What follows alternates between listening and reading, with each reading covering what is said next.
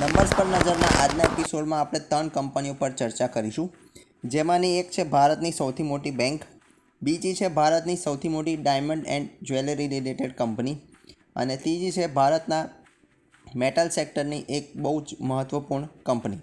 શરૂઆત કરીશું આપણે ભારતની સૌથી મોટી બેંક એટલે કે સ્ટેટ બેંક ઓફ ઇન્ડિયાના નંબર પર. આંકડાની વાત કરીએ તો સેલ્સ 1,36,240 કરોડ 3.9% ઉપર. EBITDA 38,631 કરોડ 29.9% ઉપર.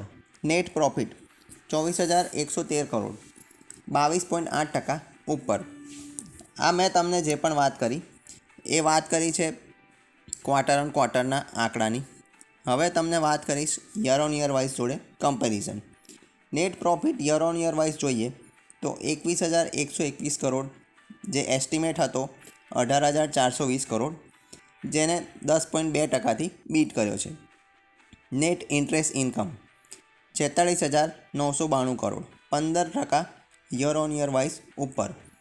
ઓપરેટિંગ પ્રોફિટ 33,530 કરોડ 9.8% ઉપર.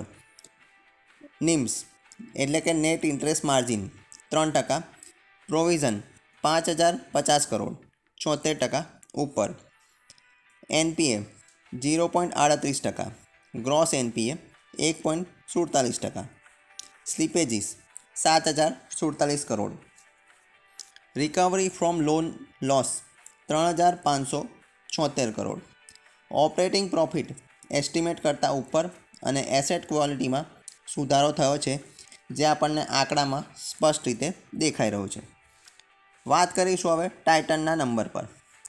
Cells 21,356 crore 20.7% minus. EBITDA 2,890 crore 49.2% positive.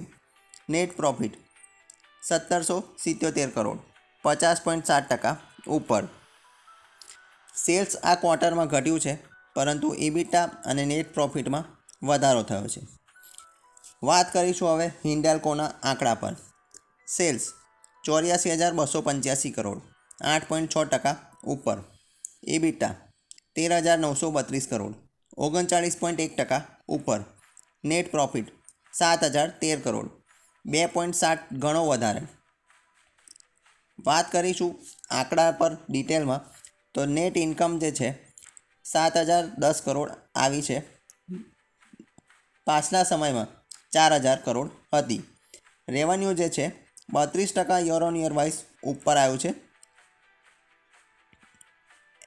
Copper price last 1 યરમાં 41%થી વધ્યા છે. મેટલ પ્રાઇસમાં મજબૂતી અને નોવેલિસના સારા પ્રદર્શનથી પ્રોફિટમાં નોંધપાત્ર વધારો થયો છે. તો આ તમામ આંકડા પર આપણે જે વિશ્લેષણ કર્યું તેના પરથી આપણને ખબર પડે કે રેવન્યુ માત્ર એકલા નંબરથી આપણને જજમેન્ટ લેવું મુશ્કેલ છે. Sales, EBITDA, margin, net profit, asset quality આ તમામ નંબરો પર આપણે ધ્યાન આપવું જોઈએ. આંકડા વાંચીશું તો આપણને ખબર પડશે કે કંપનીનું પરફોર્મન્સ શું છે.